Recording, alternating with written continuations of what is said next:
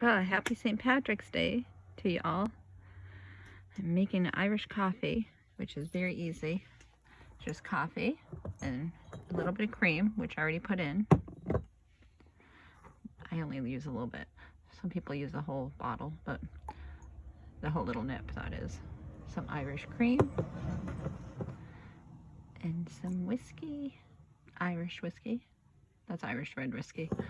And there you go. That's how easy it is. And we can enjoy our staycation at home because all the bars in Massachusetts are closed. So there won't be people going out. There'll be people having their Irish coffee in. So have a wonderful St. Patrick's Day to you all. Hope you're safe and blessed. And have faith that all will be well. Happy staycation. Or as they're saying now, Coronacation. Enjoy your day.